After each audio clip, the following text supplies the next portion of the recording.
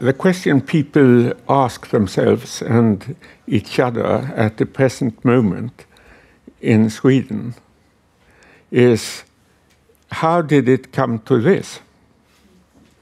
How did it come to this? And they ask this question in an astonished sort of way. They are very, very surprised.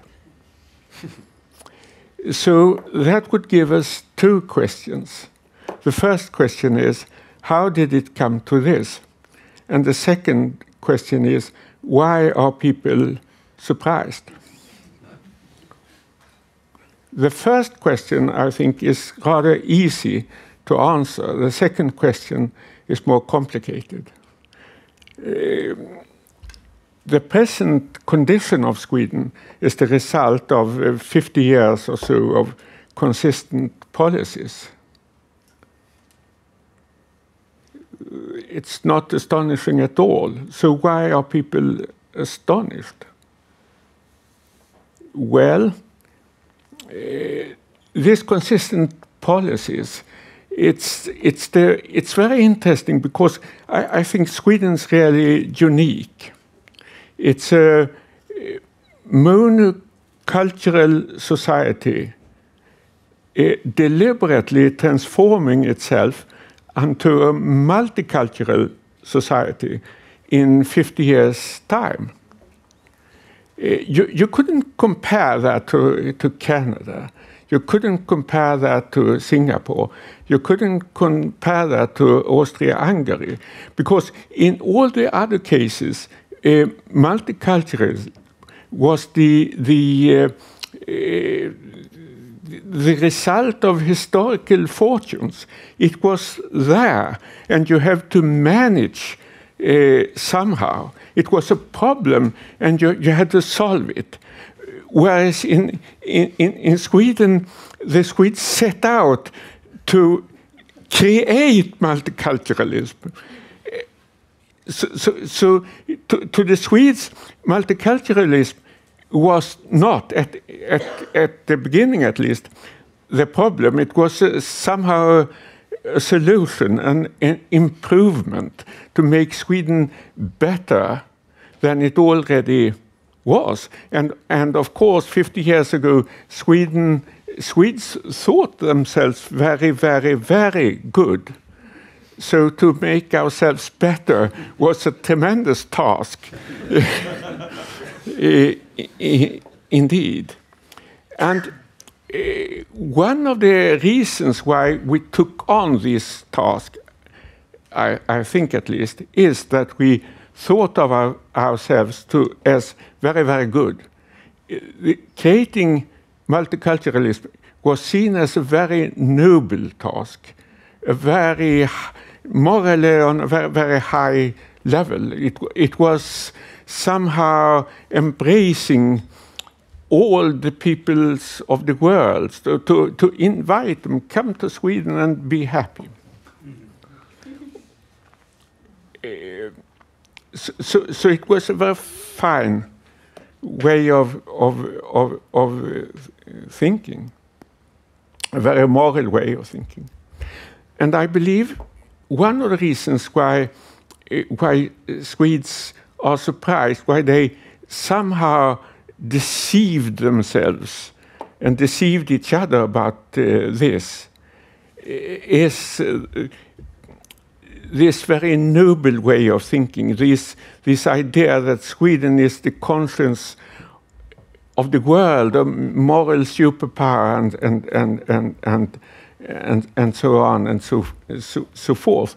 That these noble ideas went together with the capacity for conceivement, to a conspiracy, a sort of culture of silence. You could compare it in a way to Swedish foreign policy. For a long time, for half a century, Sweden was neutral, a neutral country. And this neutrality was seen as part of nobleness, to be neutral was to be peace-loving. And the other states who weren't neutral were somehow not peace-loving, at least not as peace-loving as the Swedes were. So, on the other hand, Sweden was neutral, but everybody knew that Sweden was in a concealed alliance with the West. It was, everybody except the Swedes realized that Sweden was unofficially part of NATO. But we didn't. And you couldn't mention that. You couldn't mention the fact that Sweden was unofficially part of NATO. People who said that were seen as very, very bad people. And those who denied it were good people. So Sweden has had the capacity for rewarding falsehood and punishing truth when it comes to very, very central policy questions. I suppose that's true of many other nations, not only of Sweden, but it's perhaps a part of human nature. But it seems to me that Swedes have been very good at this kind of concealment and this evasion of truth. Now, somehow we have come to a moment of truth in the question of NATO and the Western alliance, and in the question of multiculturalism, and somehow the problems become very visible. You can't deny them.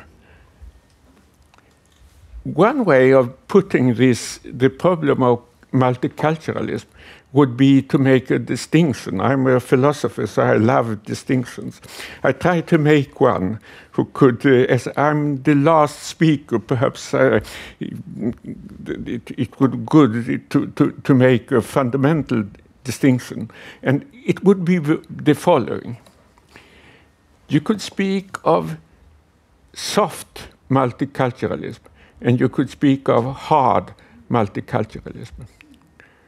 And part of the deceivement in Sweden, I believe, that people, most Swedes, thought that multiculturalism would be soft multiculturalism, where it to some extent has turned out to be hard multiculturalism.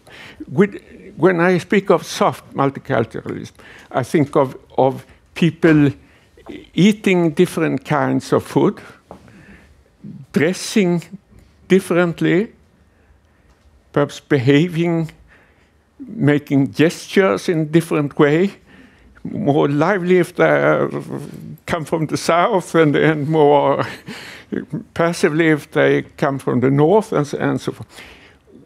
And that, of course, that kind of multiculturalism is rather harmless. It doesn't put you to so many hard problems. But the hard multiculturalism is when people don't agree on which laws should they obey. Should it be, for example, the Swedish laws, or should it be Muslim laws, or some other kinds of laws? Or what political authority should they recognize? Would it be the Swedish state or some other authority? So you see, if that's hard multiculturalism, obviously you cannot exist for a very long time. It's not sustainable. The hard multiculturalism is not sustainable. The soft multiculturalism is quite sustainable, but the hard multiculturalism is not in the long run, and especially not in a democracy. In an authoritarian state, it would be easier. If example of Singapore was mentioned, the example of Austria-Hungary could also be mentioned, because it was to some extent authoritarian. There was the Kaiser and his bureaucracy, and it kept this empire together, and it was sustainable. Not easily sustainable, I wouldn't say it, but it hanged on for another decade, and then for another decade, and then for another decade, until war came and it all busted. So, is it possible to transform a country from being monocultural to multicultural? That's the question we have to ask ourselves in Sweden today. And what degree of hardness could this multiculturalism have? Some say the solution is to prohibit separatism. Came out a book by some liberal politicians and debaters, a very interesting book about separatism. And their idea was to import the French republicanism to Sweden. They said Macron has perhaps the solution to this problem. The separatism is the enemy, and laicity is the solution. That's one kind of answer. I don't know if I believe in it. I like it very much. It's a nice type of answer, tolerant, Republican in the French sort of way, and secular, if it can work, I don't know. It has very little with Swedish culture, very little to do with Swedish culture, a lot to do with French culture, which is, of course, very, very different. So I'm finishing just by reiterating the problem. What kind of multiculturalism can we have? What kind of multiculturalism is sustainable? Thank you. Thank you, Svante.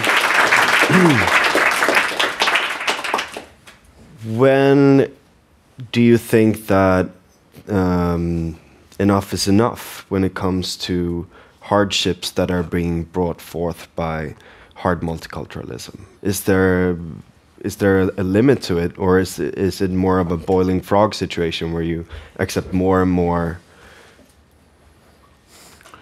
Well, I suppose there are some rather nasty solutions.